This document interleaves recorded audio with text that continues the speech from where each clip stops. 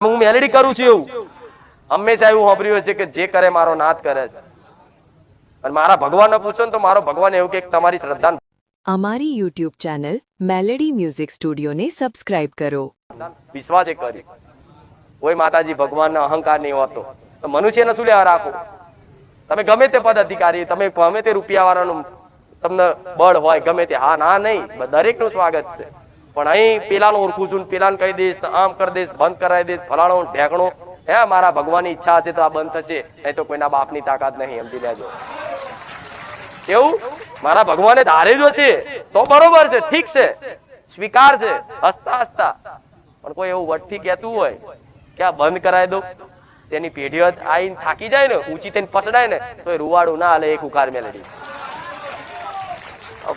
વટ છે અને મારા દીકરાને મૂછો એમને એમ થોડી રાખી છે આ શું ખોટું આ બધું ખબરો બહુ ગમે બધા એટલે મારે થોડું આવો વિષય લેવો પડે સત્સંગ કરતા કરતા હસી મજાક કરતી કરતી જો પેલા થોડા સિરિયસ કર્યા પેલા થોડા સિરિયસ થયા પછી થોડા ધીરે ધીરે દુઃખના ભાવમાં આયા પછી ધીરે ધીરે હરખના ભાવમાં આયા પછી ધીરે ધીરે જો હસી મજાક પર આવી જાય આ મારો સ્વભાવ છે મજા આવે છે ને પણ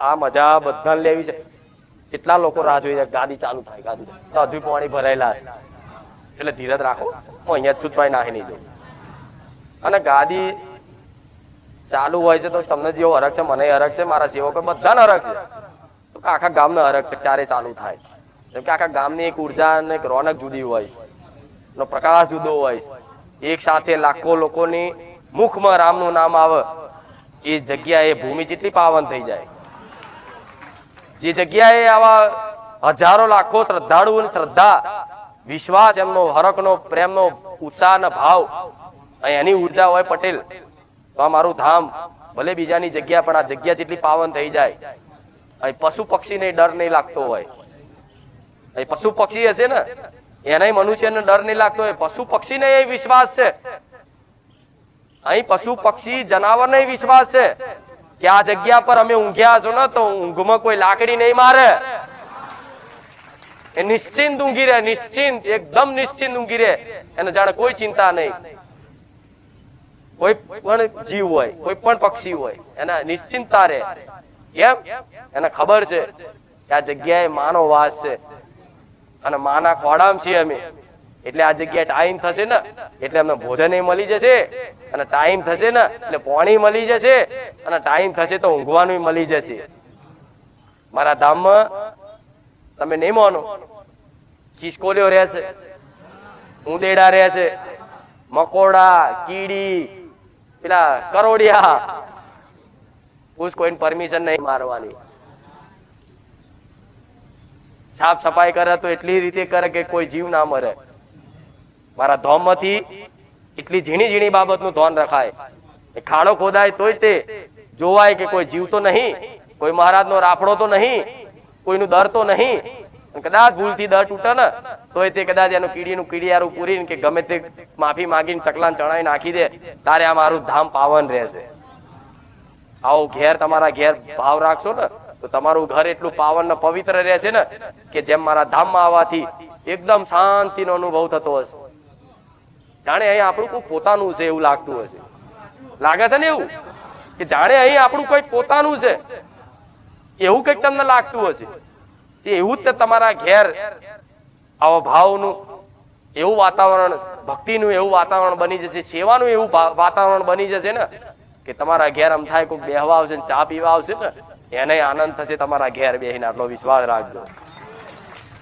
તમે તો સુખી થશો પણ તમે કોકના સુખી કરશો તમારી વાણી વર્તનથી તમારા વ્યવહાર સ્વભાવથી તમે લોકોને સુખી કરતા થઈ જશો જો લગીને આ જીવન અમારી YouTube ચેનલ મેલેડી મ્યુઝિક સ્ટુડિયોને સબસ્ક્રાઇબ કરો ના બને તો લગીને તમારું જીવન બેકાર તમારાથી કોઈ દુઃખ ના થાય તમારાથી કોઈ પીડા ના થાય તમારી કોઈ કાર્યથી કોઈ ક્રિયાથી કોઈ નુકસાન ના થાય અને તમારાથી હંમેશા લોકોનું ભલું થાય સારું થાય હિત થાય બસ આ જીવન જો લગીન ના થાય ને તો લગીન તમે પોતાની જાતને એવું માનતા ને કે અમે ભક્ત છીએ ભક્તિના તો નાટક દરેક કરી એક છે ચાંદલો કરી શકશે, માળા પહેરી શકશે, બધું કરી શકશે, પણ જ્યાં સુધી તમારી અંદર કોકનું ભલું થાય, કોકનું સારું થાય એવી ભાવનાઓ ઉત્પન્ન ના થાય, પેદા ના થાય, ત્યાં સુધી તમે ભક્ત નથી. એટલે તમારી અંદર ઝોંકજો કે આપણી અંદર કેટલી ઈર્ષા લોકો પ્રત્યે છે. કોકનું ખરાબ વિચારવાથી એનું થાય ના થાય એના પાપ હશે તમારામાં ઉમેરા છે. આ સિદ્ધાંત છે, આ નિયમો છે. જેમાં હમણાં કર્મના નિયમ બતાવ્યો ને કે જેવું કરો એવું ભોગવવું પડે, એવી રીતે આ પ્રાકૃતિક નિયમ બનાવેલો છે ભગવાને કે કોકનું ખોટું વિચારો, કોકનું ખોટું કરો, પણ એની જોડે મહારાજી માતાનો હાથ હોય ને તો માથાનો બાલે વાંકો નહીં થાય. પણ એના ખાતામાં જે બી એનો કદાચ પાપ હશે એને ભોગવવાનું હશે. અને જો કોકની નિંદા કરો, કોકનું અહિત વિચારો, કોકનું ખરાબ કરવાનું વિચારો ને તો એ પાપ એનું ભોગવવાનું એને નહીં થાય, એ તો સુખી થઈ જશે, કેમ કે એ પાપ તમે લઈ લીધું. આ શું ખોટું? એટલે લાભનો સોદો છે એમાં છે કોકનું સારું વિચારો. મેં પેલા રવિવારે કીધું તો આ જરૂરી છે, કેમ કે આ છે એવો જમાનો છે એવું પટેલ. ઘરમાં ને ઘરમાં લોકોને બનતું નહીં. ઘરમાં ને ઘરમાં ઈર્ષા, શેની ઈર્ષા વેર ઝેર કરો છો? તમે શું લઈને આયા ગોડા, શું લઈને જવાના છો, એટલું તો વિચારો. આખું જગત આવું કહે છે, તમે શું લઈને આયા છો, કોની આતર લડો છો, કઈ વસ્તુ આતર લડો છો, એ તો વિચારો. આ જાનવરનો સ્વભાવ હોય, એક કૂતરું બીજા એરિયામાં આવી જાય ને તો ભસા ભસ કરે. મનુષ્યનો સ્વભાવ હોય. પેલાના માણસો મહેમાન આવે તો એવો આનંદ હોય, એવો આવકારો હોય, ઘર પરિવારમાં એવો આનંદ ભર્યું વાતાવરણ હોય, એકબીજાનું કદાચ સહન શક્તિ રાખીને જતું કરવાની ભાવના રાખતા. આ તો કોઈ સહન શક્તિ નહીં, કોઈ જતું કરવાની ભાવના નહીં. આ આવું ચમ બોલી જઈ, આ આવું ચમ કીધું, આને આમ ચમ કીધું. અરે ગોડા એ બોલતા તો બોલી જાય, માણસ ભૂલી જાય છે. બોલતા માણસ ભૂલી જાય છે, બોલી નહીં તે. પટેલ 2 દાડા 4 દાડા પહેલા તમે કોકને શું બોલ્યા હતા એ યાદ નહીં રહેતું. એ માણસ ભૂલી જાય. માયા એટલી ખતરનાક છે, પ્રબળ, કે વિસ્મરણ થઈ જાય છે. પણ હોમે વાળા કદાચ એવો ઘા ઝીલ્યો હોય ને કે જાણે કે એનું કે આખું જિંદગી એને લૂંટી લીધી હોય, જાણે એનું બધું અસ્તિત્વ એનું ખતમ કરી નાખ્યું હોય, જાણે એને અભિમાન ઉપર તીર મારી દીધું હોય, એવો અહંકાર કરે કોનો આમ કરી નાખું, છોડું નહીં, ફલાણું ઢેકણું. પણ માણસને ગોડા જતું કરવાની ભાવના રાખો. કોઈ કોઈના પ્રત્યે કોઈ ખોટી લાગણી રાખતું નહીં. પણ આ માયા એવી છે, મન તમારું ચંચલ એવું છે. કોકને ખરાબ, કોકનું સ્વભાવ હોય, કોકની વાણી હોય તો કદાચ કોકના મુખેથી કઈક મેણું કે વાણી નીકળી જાય, પણ સહન તમારે કરવાનું છે. જીત તમારે થશે, તમારે કરવાની છે જીત, તમારે સહન કરવાનું. અને પરિવારમાં રહો છો એટલે સલાહ આલું છું. હું જાણું છું તમે કોઈ 5 સભ્યોનું, કોઈ 7 સભ્યોનું, કોઈ 10 સભ્યોનું, કોઈ 3 સભ્યોનું પરિવારમાં રહો છો. પરિવારમાં સંઘર્ષ છે, કકરાટ કંકાસ દરેકના રહેવાના. જીવન છે તો એક સ્થાયી નહીં રહે. કોઈને ભાહુ બહુ ન બનતું નહીં હોય, કોઈને બાપ દીકરાને બનતું નહીં હોય. ઘણી સમસ્યાઓ દરેકના છે ને આવી. તો આ બધું ઝીલવું પડશે, સહન કરવું પડશે. એ ના કરે તમારે, એ ના કરે બીજા ના કરે તો કઈ નહીં, પણ તમારે કરવું પડશે. માતાજીના ભરોસે, ભગવાનના ભરોસે ચિંતા ના કરશો. તમે સાચા હશો ને તો તમારા પક્ષમાં હું મેરડી ઉભી રહી. જેમ પાંડવોના પક્ષમાં પાંડવો સાચા હતા ને, ઈમાનદાર હતા ને, નીતિના સાચા હતા ને, અને ધર્મના માર્ગે હતા ને, ભગવાનના શરણે હતા ને, તો કૌરવોની કેટલી મોટી સેના, આખી નારાયણી સેના, ભગવાનની કૃષ્ણ ભગવાનની નારાયણી સેના એમણે લઈ લીધી હતી. ખબર છે? તો વિચાર લો, એ નારાયણી સેના જેના પક્ષમાં હોય, એ 5 પાંડવો હતા, એના પક્ષમાં ખાલી કૃષ્ણ હતા. આખું મહાભારત એવું રચાયું ને કે અત્યારે અર્જુન ની કૃષ્ણ ની ગાથા ગવાઈ જઈને અમારો ઇતિહાસ થઈ ગયો. જ્યાં પણ સત્ય હતા, સાચા હતા, સહન કર્યું ને એમણે, એમના હકનું લઈ લીધું, એમના હકનું પડાયેલું. મહાભારત એ શીખવાડે છે કે કદાચ કોઈ કાકા કુટુંબ, તમારો મોટો ભાઈ કદાચ પ્રોપર્ટીમાં વધારે લઈ લે તો એની હાથે લડતા નહીં, તમારા હકની કદાચ માંગ કરી લેજો. ના લે તો ભગવાનના ભરોસે રહેજો, તમારો હક અલાવા મારો નાથ આવશે ધરતી પર. એ પુરાવો મેલે છે, ઇતિહાસ સાક્ષી બને છે આ વાતનો. લડવા ઝઘડવાથી કશું થતું નહીં ગોડાઓ. એટલે પરિવારમાં રહો છો તો દરેકને મારી નમ્ર વિનંતી છે, સુખમાં છલકાશો નહીં. થોડા માણસનો સ્વભાવ, આજના માણસોનો પટેલ સ્વભાવ એવો, સુખ જીરવાય નહીં. પેલા શું દુઃખ હતું એ ભૂલી જાય, પેલા મરચું રોટલો ખાવાના દાડા હોય એ ભૂલી જાય, અને છલકાઈ જાય અહંકારમાં, જાણે કે મેં કંઈક કર્યું છે જીવનમાં. પણ એમને ખબર ના હોય કે કોઈ માતાજીનો હાથ હોય માથે, ભગવાનનો કોઈ હાથ હોય ને, તારે તમારા જીવનમાં સુખના અજવાળા થયા હોય. અને સુખમાં જો કદાચ ભૂલી જાવ ને તો એવું દુઃખ વેટાય ને કે કોઈ ભગવાન માતાજી તમારું ભલું ના કરે. સમય એક જ વાર બને, સમય એક જ વાર બને, સમય એક જ વાર બને. અને એ સમયમાં જો કદાચ તમે તમારો સ્વભાવ શુદ્ધ કરી અને બધું જતું કરવાની ભાવના રાખી અને બધી બસ તમારું કર્તવ્યનું ધ્યાન હાલે અને અહંકાર રહિત જેનું જીવન થઈ જાય, અહંકાર કોઈ જાતનો અહંકાર ના રહે. અમારો દીકરો એવો અહંકાર રાખતો અમારી યુટ્યુબ ચેનલ મેલેડી મ્યુઝિક સ્ટુડિયોને સબસ્ક્રાઇબ કરો. હું ગાદીપતિ છું, હું મોટો છું, હું જ્ઞાની છું, તેના મુખેથી આવી જ્ઞાનની માતા હું વાત ના કરું. મારા દીકરાનું અહંકાર જેટલું ઓછું છે ને એટલો હું માતા પાવર મારો છું. જો આ શું ખોટું? એને કોને તો એવું કે ના બાપા હું તો કઈ ભક્તિ કરતો નહીં, આ તો એની કૃપા છે. એના મુખેથી આવું વાપરવા મળે પટેલ. અને આજના 4 દાડાના દીવામાં અહંકાર કરે કે હું જબરી ભક્તિ કરે ને ના રવા દે. એટલે હું દરેકને સલાહ આલું છું, તમારા ઘર પરિવાર છે, થશે અણબનાવ થશે, ઝઘડા થશે, બધું થશે. માતાજીની ઉપાસના ના છોડતા, માતાજીને મેણો ના મારતા. કદાચ તમારો બાપ દારૂ પીતો હોય, ગારો બોલતો હોય, તમારો ભાઈ કયું ના માનતો હોય, તમારો ઘરવાળો કયું ના માનતો હોય, કે તમારી કોઈ પત્ની તમારું કયું ના માનતી હોય, છે ઘણી ઘણી સમસ્યાઓ બધાના અલગ અલગ છે. સહન કરો, સહન કરશો ને માતાજીના ભરોસે. તમારે તાકાત નહીં સહન કરવાની મને ખબર. એટલે બધાના જીવનમાં આવું છે. એટલે હું દરેકને સલાહ આલું છું, જતું કરો. કોક લઈ જાય તો હા લઈ જા, લે બીજું લઈ જા. તમારા હકનું કોક દબાઈ જાય તો લઈ જાઓ.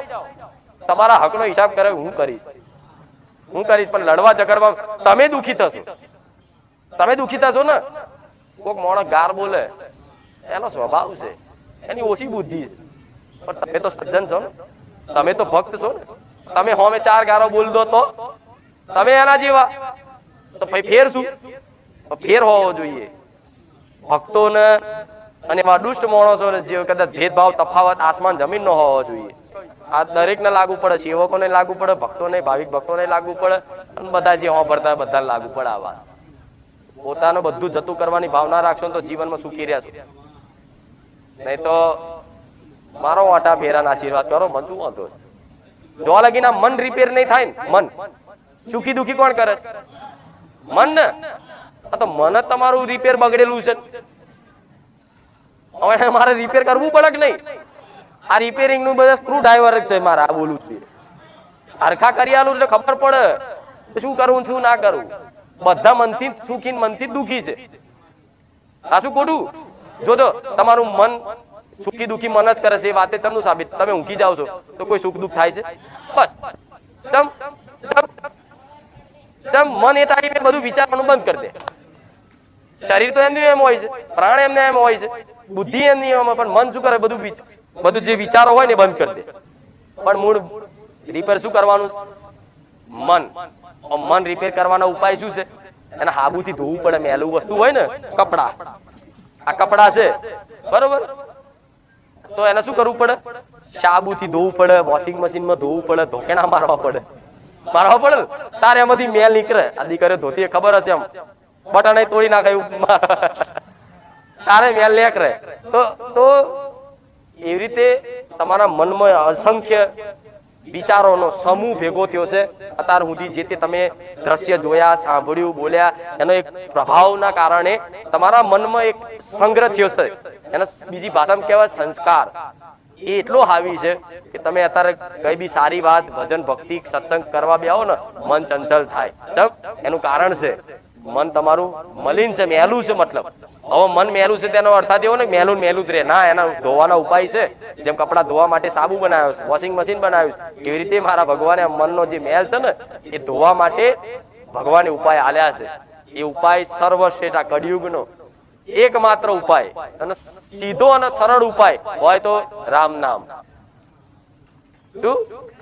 રામ નામના સાબુથી મન કા મેલ ધુલાય. ગીતા આવે ને ભજન, राम नाम के साबुन से मन का मैल जो धुलाएगा.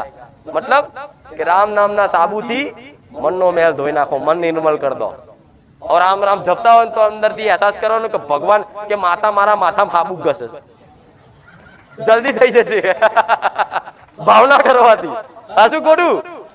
અને ધીરે રામ રામ રામ રામ રામ રામ જપતા જપતા જપતા જપતા આપે રૂપે મારા દીકરાનો જેવો સ્વભાવ છે ને, તાર મારી માતાની વાતો સાંભળીને કદાચ તમને મારા દીકરાના સ્વભાવનું અનુમાન આવતું હશે કે મારા દીકરાનો કેવો સ્વભાવ છે. ખબર પડતી હશે ને કે કેવો સ્વભાવ હશે. તે સ્વભાવ ક્યાંથી આવ્યો છે? મારા નામનું નામ જપ કરવાથી, મને માતાને મને ભજવાથી, સેવા કરવાથી આપે રૂપે સ્વભાવ આવે. સ્વભાવ શુદ્ધ થઈ જાય પછી તો શું વાત કરું? સુખ શરણોમ છે, ચોય લેવાની જરૂર નહીં, કોરિયો મોઢામાં આવશે ક્લેક ખા. અમારી યુટ્યુબ ચેનલ મેલેડી મ્યુઝિક સ્ટુડિયોને સબસ્ક્રાઇબ કરો.